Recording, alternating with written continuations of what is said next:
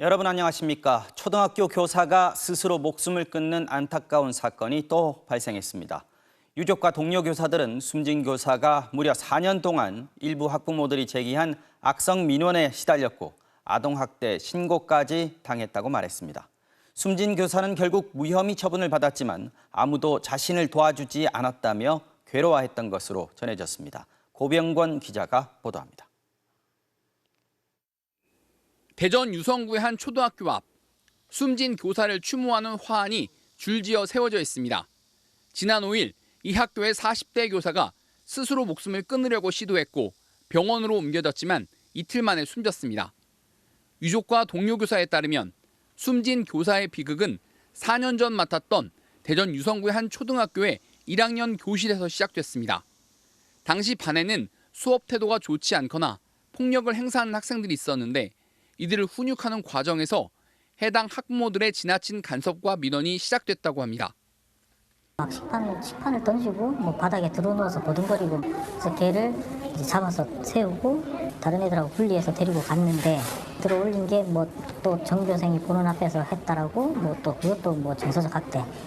이들 학부모는 교사를 아동 학대 혐의로 신고까지 했습니다. 이듬해 무혐의 처분을 받았지만 학부모들은 해당 교사가 자신들의 아이와 마주치는 게 싫다며 또 민원을 제기했습니다. 왜 우리 애가 무서워서 학교도 못 가게 거기다 세워놨느냐. 당장 치워라 했대요. 그 선생 당장 치워라. 교사는 당시 학교 측에 교권보호위원회 개최를 요구했지만 받아들여지지 않았습니다. 결국 정신적 고통으로 병원 치료까지 받게 된 교사는 4년 만에 다른 학교로 옮겼습니다. 교육청이든 학교든 학교의 관리자든 그 누구도 아무도 여기에 대해서 도움을 주는 사람이 없다는 게 너무 이 무슨 시스템이 이런가. 그러다가 최근 서울 서희초 교사 사망 사건에 당시 고통으로 인한 트라우마가 되살아나 힘들어했던 것으로 전해졌습니다. 숨진 교사는 서울 서희초 교사의 추모 집회에 꾸준히 참석하는 등 교권 보호에 적극적인 목소리를 내왔습니다.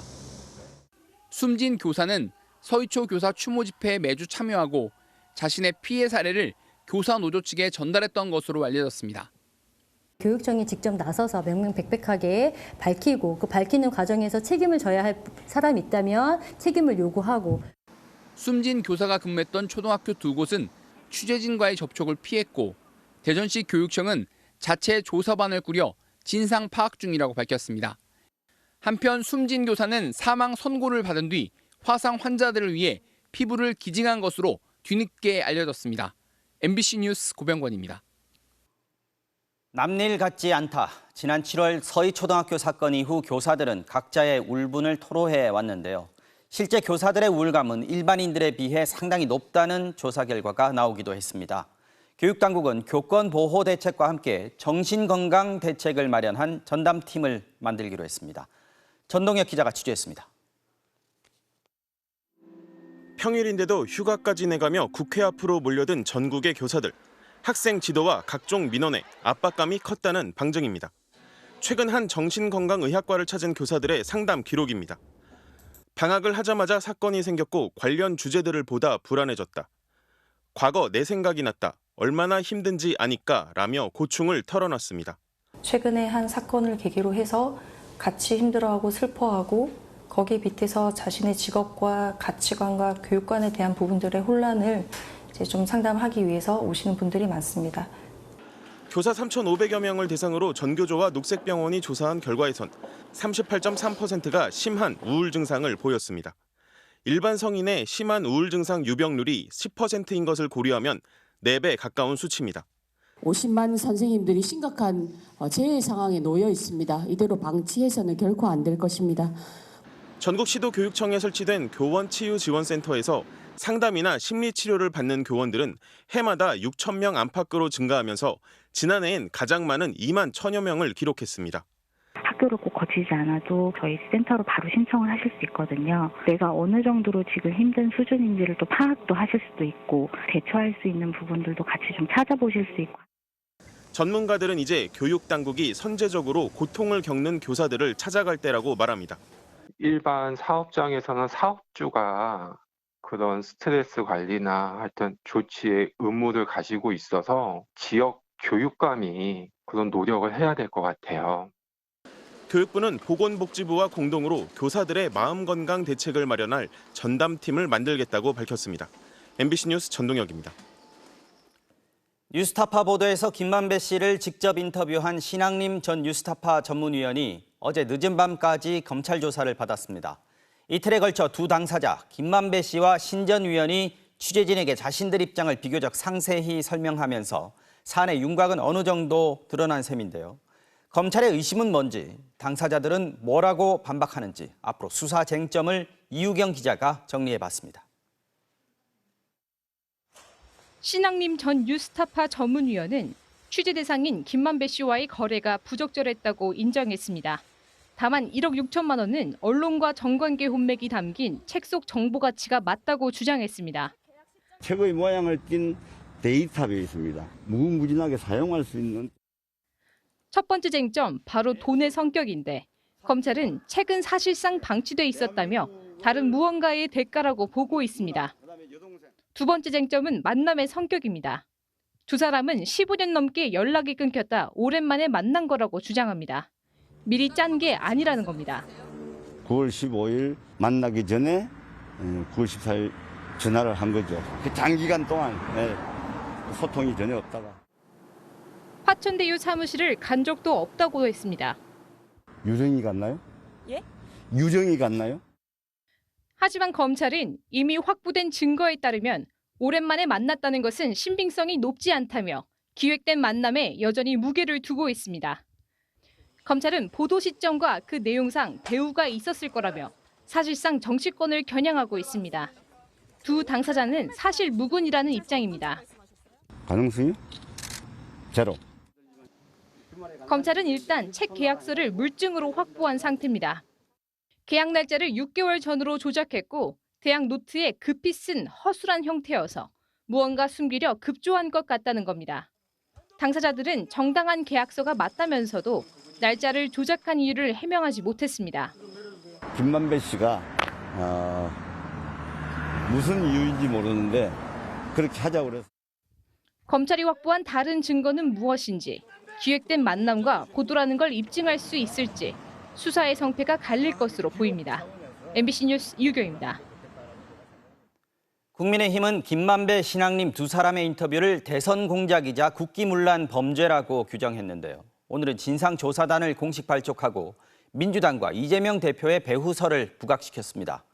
민주당은 여당의 마녀 사냥이 시작됐다고 했습니다. 구승은 기자의 보도입니다. 국민의힘은 대선 공작 게이트 진상조사단을 공식 발족시켰습니다. 김만배, 신앙림 두 사람의 인터뷰가 당초 목적을 갖고 이뤄진 것이라며 그 배후를 밝혀내겠다고 했습니다. 명백한 선거 공작이며 중대한 선거 범죄입니다. 그 규모 면에서나 치밀한 기획 정도로 보아 도저히 김만배 개인이 홀로 벌인 일이라 보기 어렵습니다. 여론 조작을 통해 가장 수혜를 보는 누군가가 뒷배에 있을 것이라면서 민주당과 이재명 대표가 운명 공동체로서 역할을 했을 것이라고 주장했습니다. 김만배는 이재명 대표와 운명 공동체였음을 스스로 실토하고 있습니다. 모든 의혹은 이재명 당대표를 향해 있습니다. 배후로 지목된 이재명 대표는 국민의힘의 대선 공작 주장을 반박했습니다. 녹음 파일을 들어봤다며 모르는 일이었다는 입장과 함께 근거 없는 여당의 정치 공세라고 치부했습니다. 입에서 휘는 게 봤는데 기획 인터뷰가 전혀 아니거든요. 근데도 계속 녹음 파일이 공개됐는데도 계속 지금 공격하는 거죠. 민주당은 국가기관을 동원한 국민의힘의 언론 탄압이 기자 개개인에 대한 고발 조치까지 더해지면서 마녀 사냥에 들어갔다고 주장했습니다. 사냥이 시작된 것 같습니다. 굶주린 하이에나들을 사방에 풀어 물불 가리지 않고 숨통을 기어이 끊어놓겠다는 윤석열 정권의 모습을 봅니다. 어제 김기현 대표의 사형에 처해야 할 정도의 국가 반역죄라는 발언에 대해선 언론에 대한 협박에 가깝다고 비판했습니다. 집권여당 대표가 말한 것이라고는 좀처럼 믿기 힘든 정말 저열한 선동입니다. 김기현 대표는 가짜뉴스 해프닝 문제가 아니고 자유민주주의 근간을 해치는 반국가적 범죄라는 측면에서 말한 것이라며 이 정도 되면 사형이라고 해야 할 만하다는 주장을 이어갔습니다. MBC 뉴스 구승입니다. 국회 대정부 질문에 나온 이동관 방송통신위원장은 언론에 대한 강경 발언을 이어갔습니다. 악의적인 보도엔 언론사의 존폐까지 재검토해야 한다고 했고 뉴스타파 같은 인터넷 언론은 총선 전에 정비해야 한다고 밝혔습니다. 신준명 기자입니다. 김만배 녹취록 보도를 놓고 언론이 선거에 개입한 의혹이 있다며 어떤 조치가 필요하냐는 여당 의원 질의에 이동관 방통위원장은 언론사의 존폐를 거론했습니다. 국기를 흔드는 이 악의적인 사고를 일으키는 경우라면 뭔가 아까 말씀하신 대로 존폐 자체를 다시 한번 재검토해보는.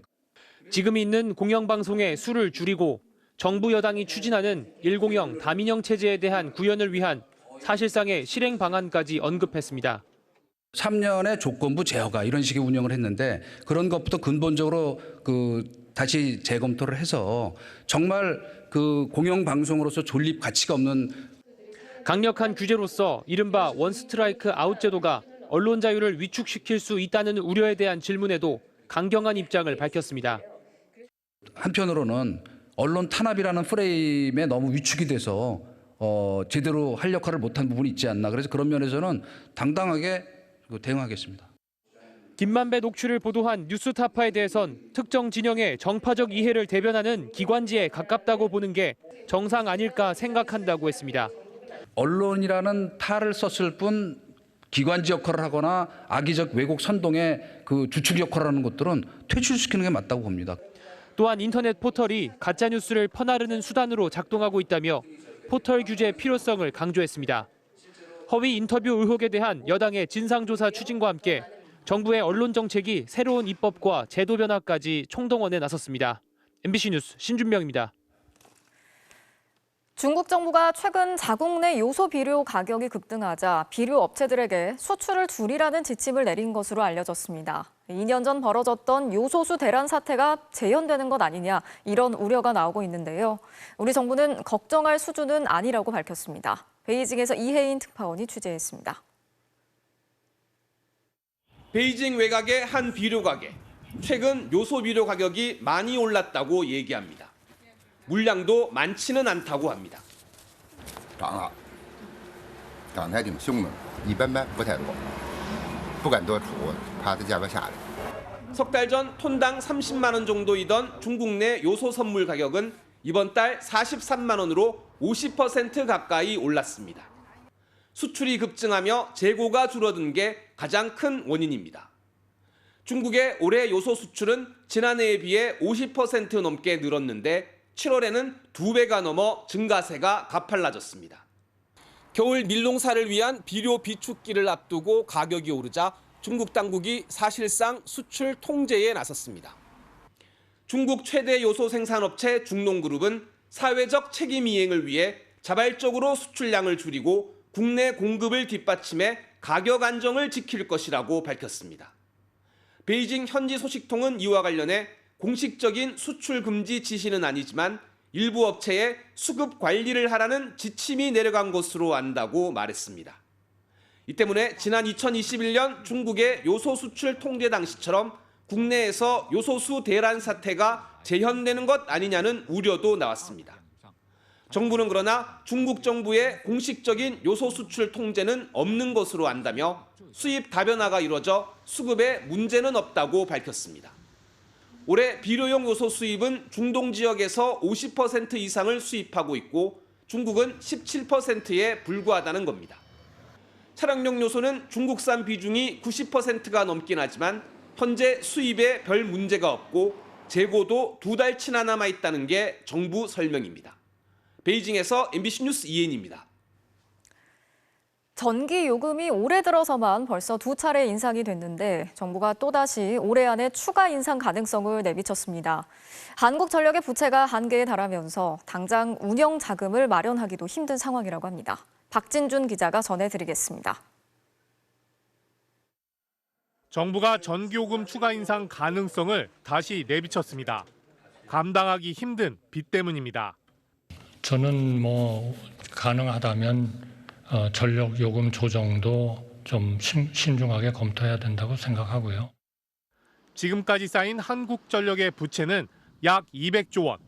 올해는 국제 에너지 가격이 폭등하면서 8조 원의 빚이 더 늘었습니다. 정부는 올해 1월과 5월 두 차례 요금 인상으로 킬로와트 시당 21원을 올렸지만 당초 정부가 계획한 인상안의 절반 수준입니다. 한전은 운영자금 마련을 위해 올해만 7조 원, 지금까지 78조 원이 넘는 규모의 채권을 발행했는데 이것도 더 이상 녹록치 않은 상황입니다.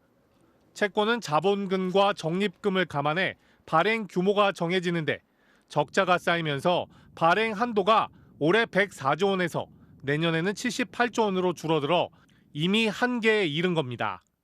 한전은 국제 에너지 가격 상승에 따라 채권 발행 한도를 조정하는 한전법 개정을 검토하고 있습니다.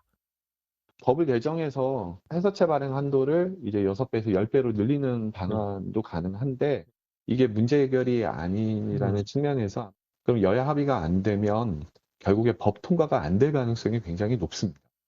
전기값을 올리는 것이 실질적인 해법이지만 내년 총선을 앞둔 정치권의 반대가 심하고 이미 오른 물가를 더 자극할 수 있어 이마저도 힘든 상황입니다. MBC 뉴스 박진준입니다. 최근 흉기 난동 같은 강력 사건이 잇따라 발생하면서 경찰이 지난달부터 특별 치안 활동을 펼치고 있죠.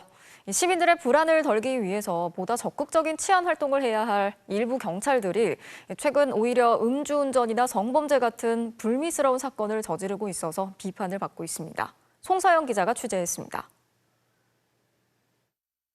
흰 승용차가 중앙선을 넘더니 5개 차로를 가로질러 역주행을 합니다. 그리고 곧바로 인도로 돌진해 건물 벽을 들이받습니다. 잠시 주춤하는가 싶더니 다시 역주행을 해서 달아나 버립니다. 면허 취소 수준의 만취운전을 한 사람, 바로 제주경찰청 소속 현직 경찰관이었습니다.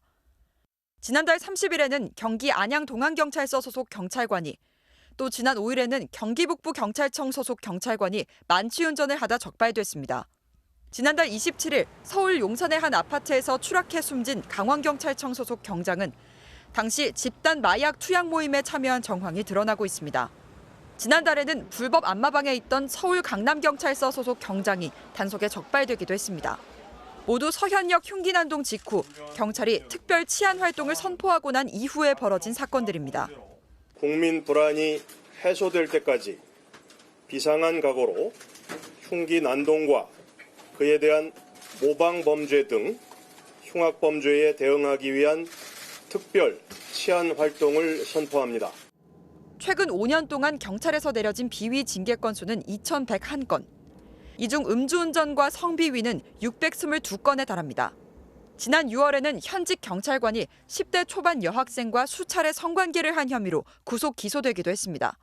경찰은 비위 경찰관뿐 아니라 일선 경찰서장들에게 지휘 책임을 물어 대기 발령 등의 조치를 내리고 있지만 조직 문화 개선이 근본적인 해결책이라고 전문가들은 지적합니다. 오히려 그러다 보면은 이렇게 비위 자체를 숨기려고 하고 또 실질적인 또 보고를 축소하려고 하는 이런 문제점들이 있기 때문에 올해 들어 7월까지 경찰 비위 징계 건수는 283건. 이런 추세라면 올 한 해 징계 건수는 500건이 넘을 수도 있습니다. MBC 뉴스 송서영입니다. 최근 경남은행에서 대규모 횡령 사건이 있었죠. 검찰 수사 결과 부장급 직원이 7년에 걸쳐서 1,387억 원을 횡령한 것으로 최종 결론이 났습니다. 이 직원은 은신처 3곳에 돈을 숨겨놨는데 압수된 것만 147억 원에 달했습니다. 신재훈 기자가 취재했습니다. 침대 아래 숨겨둔 천가방. 안에선 골드바 25개가 쏟아져 나옵니다. 검은 가방 안에선 돈다발, 5만 원권 지폐 돈 뭉치가 수북히 쌓였는데 어림잡아 10억 원에 달하는 것으로 보입니다. 심지어 김치통 안에까지 비닐로 쌓아둔 봉투를 숨겨뒀습니다. 역시 100만 원권 수표와 현금 다발입니다. 고가의 귀금속과 명품 가방, 신발까지. 경남은행 이모부장이 차명 오피스텔 3곳에 횡령한 돈을 숨겨둔 건데 1kg짜리 골드바 101개, 현금 45억 원, 미화 5만 달러, 상품권 4,100만 원어치까지 무려 147억 원이 숨겨져 있었습니다. 아내의 집에서도 현금 4억 원이 나왔고 가족 명의의 재산도 22억 원이었습니다. 부동산 대출 업무를 하던 이 부장은 지난 2016년부터 계좌에 보관된 시행사의 대출 상환금을 마치 시행사가 출금하는 것처럼 위조해 11차례 699억 원을 빼돌렸습니다. 또 시행사는 요청하지도 않은 추가 대출을 일으켜 688억 원을 가로챘습니다. 7년간 모두 1,387억 원을 가족 명의 또는 서류회사의 계좌로 빼돌렸습니다. 나중에 빼돌린 돈으로 먼저 빼돌린 대출을 갚았기 때문에 은행 측 실제 피해액은 500억 원대로 추산됩니다. 검찰은 이 부장을 구속해 재판에 넘기는 한편 은닉재산과 가족 명의 재산까지 범죄 피해금 173억 원을 우선 확보했습니다. MBC 뉴스 신재용입니다. 새만금 잼버리 대회 파행과 관련해서 감사원이 감사를 진행하고 있죠. 그런데 이런 상황에서 정부가 전국 지자체들에 잼버리와 관련된 미담 사례를 제출하라고 지시를 내린 것으로 확인됐습니다. 박혜진 기자가 취재했습니다. 행정안전부가 서울, 경기, 인천, 세종, 충청남북도, 전라북도 등 8개 지자체에 보낸 공문입니다. 세계 스카우트 잼버리 관련 자료 제출 요청이라는 제목으로 행사 종료 이후에도 미담 사례가 확인되고 있다면서 이를 전파하려고 하니 누락되지 않도록 제출하라는 내용이 담겼습니다. 이에 따라 잼버리 대회 주관이었던 전라북도는 6건의 미담 사례를 행안부에 제출했습니다. 미담 사례에는 따뜻한 환대에 감사하다며 참가국들이 보내온 편지와 선물이 포함됐습니다. 사실은 근데 급하게 하다 보니 일단 6개부터 올려준 거고 추가로 조금 더 받아놔야 돼. 아직은 구체적으로 뭘 해주겠다고 하는 건 없습니다. 그런데 미담 사례 제출 기한은 공문이 전달된 바로 다음 날인 7일까지. 결국 이틀 만에 사례를 찾아 보고하라는 지시였던 셈입니다. 직장인 익명 게시판에는 관련 공무원들의 불만이 쏟아졌습니다. 잼버리 기간 내내 동원됐던 공무원들이 이젠 미담까지 찾아내야 하냐는 겁니다. 국격에 손해를 끼친 그런 사안에 대해서 미담 사례라고 하는 또 엉뚱한 지시를 했다는 것은 참 안타깝고 한심한 일이라고 생각합니다. 논란이 일자 행안부는 미담을 전파할 목적은 아니었다고 입장을 바꿨습니다. 현황 파악이죠. 만들으라는 얘기가 아니고. 파악만 하려고 했던 건 아닌 것 같은데 전파라고 써 있잖아요. 그거는 이제 저희도 고민을 해봐야 되고. 행안부가 돌연 입장을 바꿨지만 대회 실패를 억지스러운 미담으로 덮으려 했던 것 아니냐는 비판을 피하기 어려워 보입니다. MBC 뉴스 박혜진입니다. 우리 정부가 일본 원전의 오염수 방류를 용인하면서 이 지역 수산물 수입은 계속 막을 수 있을까 우려가 제기돼 왔는데요. 국책연구기관들이 똑같은 우려를 이미 보고서로 만들어 놓고도 정작 비공개 처리한 걸로 나타났습니다. 정부는 비공개 결정 과정에 관여하지 않았다는 입장입니다. 오유림 기자가 보도합니다. 일본 후쿠시마 원전 오염수 방류에 대응하려고 국책연구기관 4곳이 만든 보고서입니다.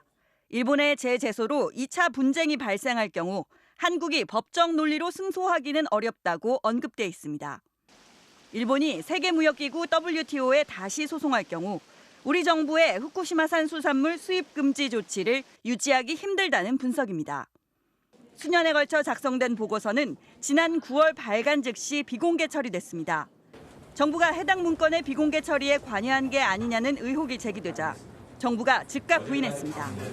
정부는 해당 보고서의 비공개 결정 과정에 전혀 관여한 바 없다는 점을 분명히 말씀드립니다. 정책 결정에 참고하기 위한 수많은 연구 또는 의견 중에 하나로 보아주시면. 오염수 방류 시기가 정해지지 않은 상황에서 정책적 혼란을 줄 수 있다는 이유로 연구기관의 비공개 요청이 있었고 보고서를 제출받은 경제인문사회연구회가 자율적 판단을 내렸다고 설명했습니다. 문재인 정부에서 임명되셨고 그 누구보다도 양심적이고 그리고 소신에 가득 차신 분입니다. 지금 연구 결과를 공개하느냐 공개하지 않느냐는 경제인문사회 연구회가 결정하는 겁니다. 그러면서 정부는 후쿠시마산 수산물 수입 금지를 유지할 수 있는 논리를 10년간 다듬어 왔다고 강조했습니다. 다시 제소하더라도 법 기술적, 과학적으로 충분히 대응할 수 있도록 범정부 차원에서 대비하고 있습니다. 우리나라는 지난 2013년 일본 원전의 방사능 물질 대량 유출이 알려진 직후 후쿠시마현을 포함한 8개 지역의 수산물 수입을 금지하고 있고 일본은 수입 개방을 압박하고 있습니다. MBC 뉴스 오유림입니다. 오염수를 방류한 지 보름, 오늘 일본 어민들은 방류를 중단하라며 처음으로 소송을 제기했는데요. 점점 쌓여가는 어민들의 피해에 일본의 법원은 어떤 판단을 할지 주목됩니다. 도쿄 현영준 특파원이 보도합니다. 일본산 가리비에 이어 해삼도 중국발 충격을 받고 있습니다. 일본산 해삼 역시 중국이 최대 수입국이었는데 판로가 사라지면서 1kg당 가격이 우리 돈 7,000원 전후로 반토막이 됐습니다. 때문에 해삼 양식업자들이 수천만 마리의 해삼을 폐기하는 등 피해가 쌓이고 있습니다. 어민 피해가 늘면서 오늘 후쿠시마현과 미야기현 어민 등 약 150명이 오염수 방류를 중단하라며 일본 정부와 도쿄전력을 상대로 각각 행정소송과 민사소송을 제기했습니다. 私たちにはこれ以上放射能は絶対に広げるなと警告する責任があると思います。国はその声を無視し続け、約束を守ろうとしませんでした。 소송을 제기한 원고들은 일본의 오염수 방류가 방사성 물질 해양 투기를 금지하고 있는 런던 협약과 UN 해양법 협약을 위반했다고 지적했습니다. 이들은 다음 달 말쯤 추가로 원고를 더 모집해 2차 소송에 나설 예정입니다. 그러나 일본 정부와 도쿄전력이 이미 1조 원에 달하는 어민 피해 지원금을 약속한 상황이라 승소 여부는 불투명한 상황입니다. 일본 정부는 어민과 수산업자들의 민심을 달래기 위해 안간힘을 쓰고 있습니다. 早急な消費拡大に向けて、こうした水産物を使用したメニューを省庁内の食堂に追加していただくなどのご協力をお願いをしたところでございます。 다음 주 월요일이면 도쿄전력이 계획했던 7,800톤의 오염수 1차 방류가 끝납니다.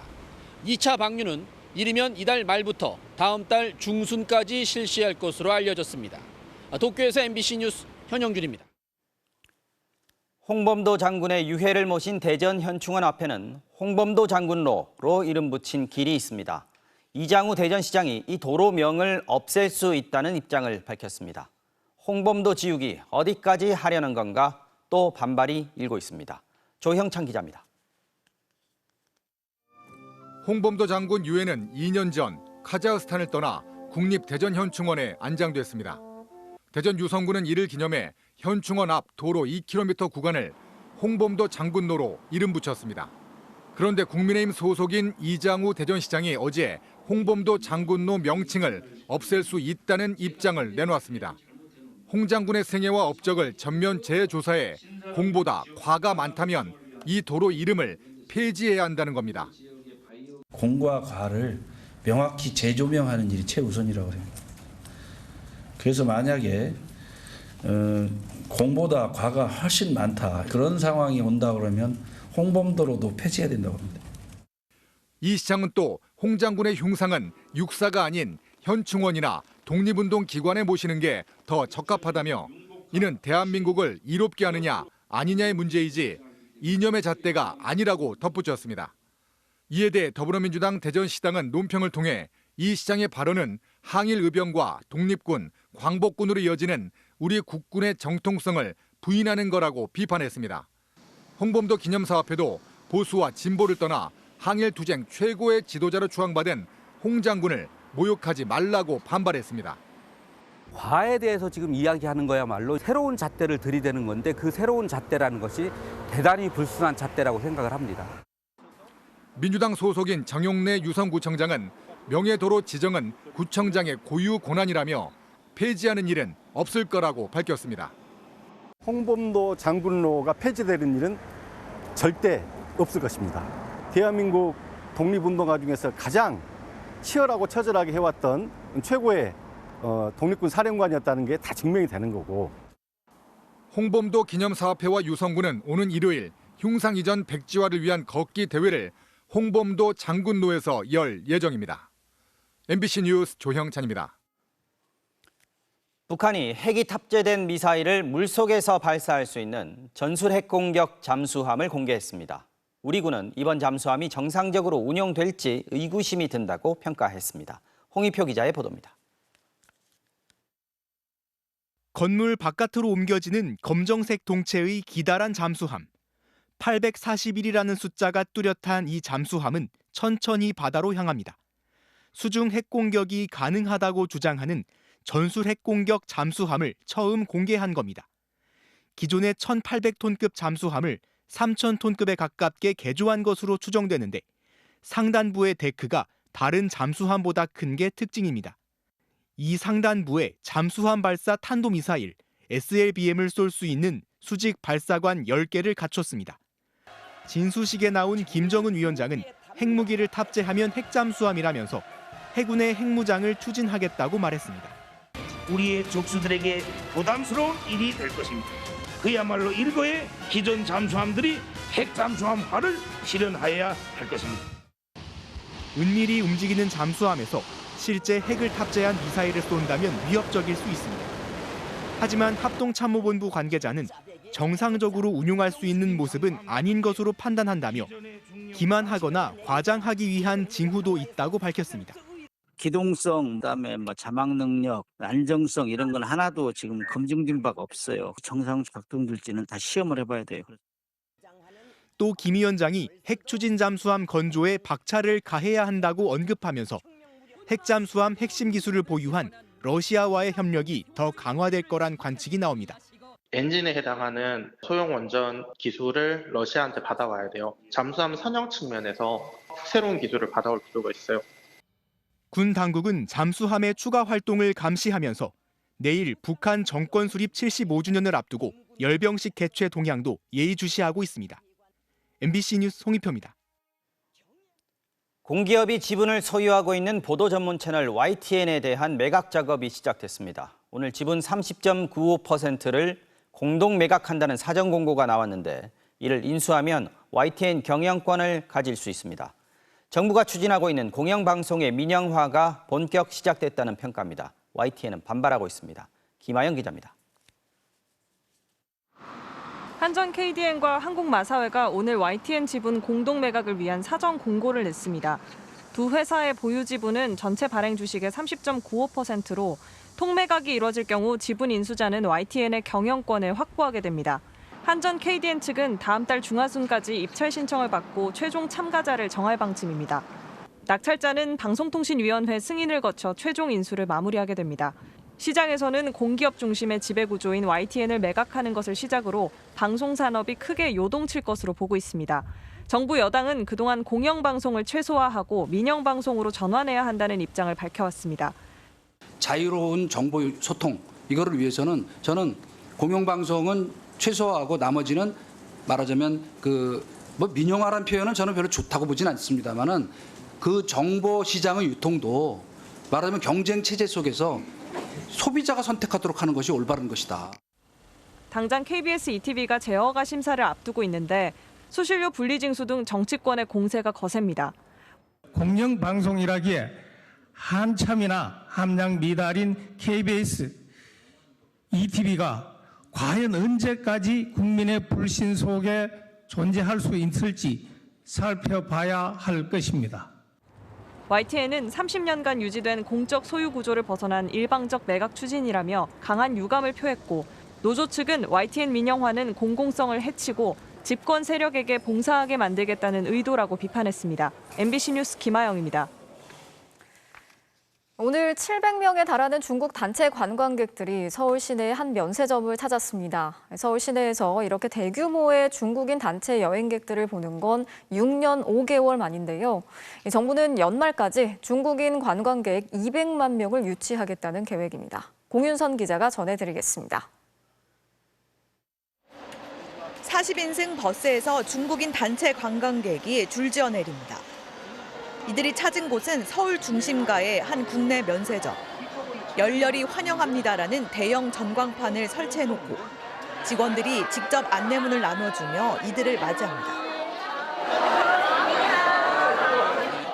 지난달 중국인 단체 관광이 다시 시작된 뒤 처음으로 700명의 순수 중국 단체 관광객이 면세점을 찾아 쇼핑에 나선 겁니다.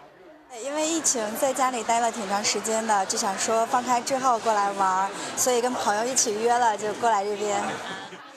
국산 화장품 코너가 특히 인기였는데 화장품을 직접 발라보고 꼼꼼히 비교합니다. 你要有给你一个也行，你要一个。你想要一个是吧？那要一个，我是要一个就给你一个。给你。对对对，韩国小姐姐都特别精致。 면세점 측은 이번 달 말 돌아오는 중국 국경절 이후 중국인 단체 관광객이 더욱 늘어날 걸로 보고 있습니다. 중국 같은 경우에는 이제 주요 목적이 이제 쇼핑인 경우가 많고 그 중에서도 특히 이제 면세점 쇼핑이 필수 코스로 들어가는 편입니다. 정부는 올해 하반기, 상반기에 3배 규모인 150만 명의 중국 관광객을 유치해 올 한 해 200만 명을 달성하겠다는 계획입니다. 이를 위해 연말까지 한시적으로 중국인 단체 관광객의 전자비자 발급 수수료를 면제해주고 면세 쇼핑 환급 절차도 간소화하기로 했습니다. MBC 뉴스 홍선입니다.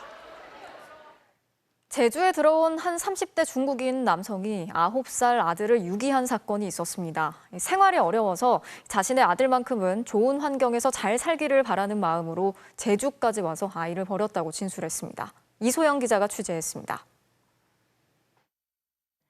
이른 아침 제주의 한 공원 관리실. 흰 티셔츠를 입은 남성이 벽면을 바라보며 한참을 서성이다 사라집니다. 2시간 뒤 벽 뒤쪽 공간에서 한 아이가 이불을 들고 나옵니다. 누군가를 찾는 듯 곳곳을 돌아다니다 결국 울음을 터뜨립니다. 직원분이 출근길에 보다가 아이가 막 여기서 왔다 갔다 하면서 울고 있으니까 혼자 있어서 그 상황이 너무 안타까우니까 112에 바로 신고를 한 것 같습니다. 사라진 남성은 아이의 아버지였습니다. 지난달 14일 중국 산동성에서 아이와 함께 무사증으로 제주에 온 뒤 이들은 며칠간 제주 시내 숙박업소에서 머물다 경비가 떨어지자 일주일 넘게 공원 등을 돌며 노숙 생활을 이어갔습니다. 잠자던 아들 옆에는 편지가 놓여 있었습니다. 아이에게 미안하다. 아이가 한국의 좋은 시설에서 생활하길 바란다고 영어로 쓰인 편지는 실패한 아버지가로 끝맺음이 되어 있었습니다. 이 남성은 유기 전날에 보육원과 주민센터를 돌며 아이를 맡아줄 수 있는지 문의하기도 했습니다. 당신 정말 애를 버리고 가면 이 아이는 강제 추방되는 거다. 그러니까 그렇게 하면 안 된다고 계속 말씀을 드렸는데.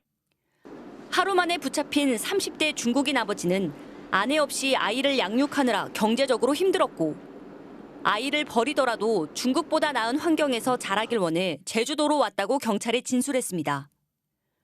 중국인 아버지는 아동복지법상 유기 방임 혐의로 구속됐고 아이는 제주의 아동보호시설에 머물다가 어제 중국에 있는 친척에게 돌아갔습니다. MBC 뉴스 이소연입니다. 지난 1월 경기도 고양시의 한 가구 공장에서 자신의 아버지를 살해하고 범행을 은폐하려고 불을 지른 20대 남성이 무기징역을 선고받았습니다. 남성은 범죄를 치밀하게 준비했을 뿐 아니라 사건 2달 전에도 아버지의 차량을 훼손해서 살해 시도를 했던 것으로 확인됐습니다. 이지은 기자가 취재했습니다. 2층 건물 지붕에서 시뻘건 불길과 검은 연기가 하늘로 치솟습니다. 지난 1월 경기도 고양시의 가구 공장에 불이 나 공장 주인 50대 남성이 숨진 채 발견됐습니다. 수사 결과 화재 원인은 방화범은 바로 피해자의 아들이었습니다. 불 나자마자 그 오토바이 타고 도망간 사람이 있어갖고 한 50분 있다가 오토바이 나가면서 바로 불 나고. 이 남성은 구속돼 재판에 넘겨졌고 오늘 열린 1심에서 무기징역을 선고받았습니다. 조사 결과 남성은 아버지를 흉기로 폭행하고 목 졸라 살해한 뒤 범행 흔적을 없애고자 공장에 불을 질렀습니다. 사전에 범행을 치밀하게 계획한 정황도 속속 드러났습니다. 범행 5개월 전인 작년 7월부터 아버지 차량에 위치 추적기를 부착하는가 하면 인터넷에 존속 살인 사건을 검색하기도 했습니다. 범행 전엔 공장에 들러 CCTV 방향을 돌려놓고 전기 충격기까지 미리 준비했습니다. 살해 시도도 앞서 더 있었던 걸로 확인됐습니다. 지난해 11월엔 브레이크 밀림, 브레이크 도면 등을 검색하고 나흘 뒤 아버지 차량 브레이크 호스를 잘라 살해하려 했지만 미수에 그쳤습니다. 범행 동기에 대해 남성은 해외 유학 당시 아버지가 보낸 건강식품 때문에 건강이 나빠졌다고 오인했으며 복잡한 가족사도 부모 탓이라고 생각해 감정이 좋지 않았던 걸로 전해졌습니다. 1심 재판부는 판결문에서 피고인은 범행이 한 차례 미수에 그쳤음에도 반성하지 않고 결국 피해자를 살해했다며 범행 후에는 사체를 손괴하고 범행을 은폐하려고 해 죄질이 매우 나쁘다고 말했습니다. 앞서 남성에게 사형을 구형했던 검찰은 판결문을 분석해 항소 여부를 결정할 방침입니다. MBC 뉴스 이지은입니다. 홍콩에서는 139년 만에 기록적인 폭우가 쏟아졌습니다. 지하철과 도로 교통이 마비되면서 도시가 멈춰섰고 인명피해도 잇따랐습니다. 베이징에서 이문현 특파원이 취재했습니다. 홍콩의 한 도로, 빗물이 마치 강물처럼 빠른 속도로 흘러내려갑니다. 빗물은 지하철역까지 들어가 시민들은 한동안 열차에서 내리지 못했고 범람한 빗물에 도시 교통이 마비됐습니다. 香港多个地区出现淹水、公共交通严重受阻的极端情况，发布2023年第一个黑色暴雨警告信号。 홍콩에는 어제 저녁부터 빗줄기가 강해졌고 밤 11시부터 12시까지 단 1시간 동안 158.1mm의 물폭탄이 쏟아졌습니다. 기록이 남아있는 1884년 이후 시간당 최대 강우량입니다. 산사태가 발생했고 도로 곳곳도 내려앉았습니다. 물에 휩쓸리는 등 인명피해도 잇따랐는데 홍콩 의료국은 오늘 오후 2시 기준 110명이 다쳤고 이 중 4명이 중상이라고 밝혔습니다. 完全冇見過啊！第一次俾我見到係咁嚴重咯。之前嗰啲打風啊嗰啲都冇呢個咁嚴重嘅情況。 학교에는 긴급 휴교령이 떨어졌고 홍콩 증시도 휴장했습니다. 존리 홍콩 행정장관은 SNS를 통해 100년 만에 한 번 올까 말까한 폭우를 경험하고 있다며 각 정부 부처에 총력 대응을 지시했다고 밝혔습니다. 홍콩과 맞닿은 광둥성 선전시에도 어젯밤부터 오늘 아침까지 200mm가 넘는 폭우가 쏟아졌습니다. 71년 만에 최대 폭우로 지하 주차장은 물에 잠겼고 음식 배달원이 길을 잃을 정도로 길도 사라져버렸습니다. 이번 폭우는 이달 초 중국을 지나간 태풍 하이쿠이가 몰고 온 저기압이 원인이 됐습니다. 최근 중국에서 홍수와 가뭄, 지진 등이 잇따르고 있는데 지난 8월 한 달간 각종 자연재해로 사망하거나 실종된 사람은 168명으로 집계됐습니다. 베이징에서 MBC 뉴스 이문현입니다. 그리스에서는 출항하는 여객선에 탑승하려던 30대 남성이 승무원에게 떠밀려서 익사하는 사고가 벌어졌습니다. 승무원들은 물에 빠진 남성을 구조하지 않고 그대로 떠났는데 당시 장면이 공개되면서 비난이 빗발치고 있습니다. 전재홍 기자가 전해드리겠습니다. 현지 시간 5일 그리스의 항구. 한 남성이 크레타 섬을 향해 출항하는 여객선으로 급하게 뛰어갑니다. 자동차가 드나드는 여객선 선미에 다다르자 승무원들이 탑승객을 제지합니다. 남성은 포기하지 않고 다시금 경사로에 올라서지만 이번에는 한 승무원이 밀어냅니다. 균형을 잃은 남성은 여객선과 부두 사이의 틈새에 빠져버립니다. 승무원들은 빠진 남성을 구조하지 않고 떠났고 결국 남성은 그대로 익사했습니다. 당시 여객선 갑판에서는 승객들이 이 장면을 지켜본 것으로 알려졌습니다. 그리스 검찰은 블루 허라이즌 여객선 선장과 승무원 3명을 재판에 넘겼습니다. 승무원 1명은 미필적 고의에 의한 살인 혐의가 적용됐고 나머지 승무원 2명은 공모 혐의로, 선장은 선박 규정 위반 혐의로 기소됐습니다. 숨진 남성의 이름은 안토니스 카리오티스로 나이는 36살. 크레타 섬의 과일 가게에서 일하는 안토니스는 친구들을 만나기 위해 아테네를 찾은 뒤 크레타로 돌아가려다 사고를 당했습니다. 인터넷에 뒤늦게 사고 영상이 공개된 뒤 여객선이 중요한 교통수단인 그리스 국민들의 분노가 들끓었습니다.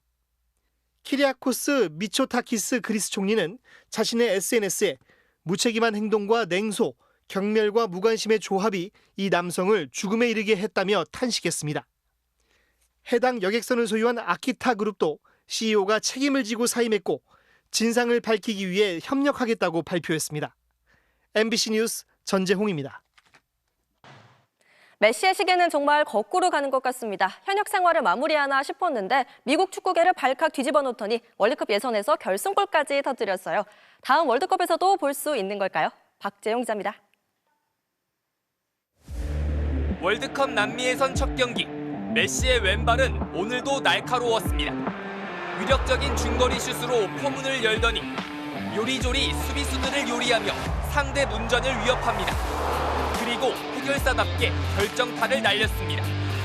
후반 33분 21m짜리 프리킥을 기가 막히게 꽂아 넣었습니다. Ladies and gentlemen, the greatest player of all time does it again. 메시의 왼발을 막기 위해 에콰도르 필드 플레이어 10명이 모두 모였지만 아무런 소용이 없었습니다. 종료 직전 메시가 교체 아웃되자 8만 관중들은 축구의 신을 향해 팔을 위아래로 휘저으며 경의를 표했습니다. cuestión en particular. No, me pidió el cambio él, si no, no lo saco, evidente.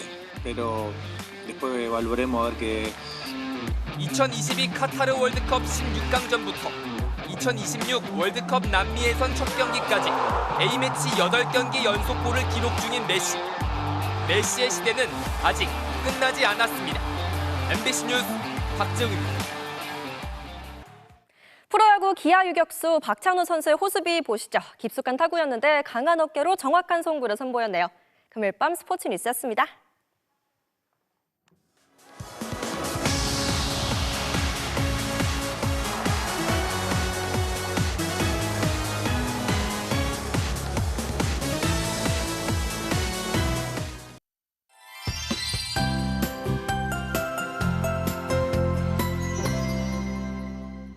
종일 쾌청한 하늘이 드러났는데요. 주말에도 가을다운 날씨를 기대하셔도 좋겠습니다. 전국이 대체로 맑기만 하겠고요. 일요일인 모레는 하늘에 구름량만 늘어나서 나들이 나서기에 무난하겠습니다.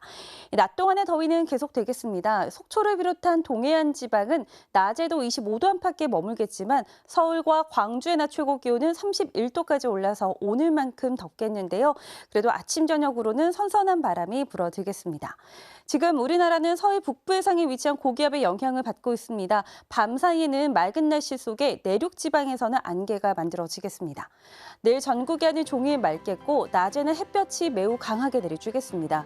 또 제주도 해안가와 경남 해안가에서는 너울성 파도가 강하게 밀려오겠습니다. 아침 최저 기온은 서울이 21도, 강릉과 대구 18도, 대전 19도로 오늘과 비슷하겠고요. 낮에도 서울과 대전, 광주가 31도, 대구는 29도를 보이겠습니다. 일요일인 모레 밤 한때 제주에는 비가 오겠고 다음 주는 대체로 흐린 날들이 많을 전망입니다. 날씨였습니다. 금요일 뉴스데스크 마치겠습니다. 함께해 주신 여러분 고맙습니다.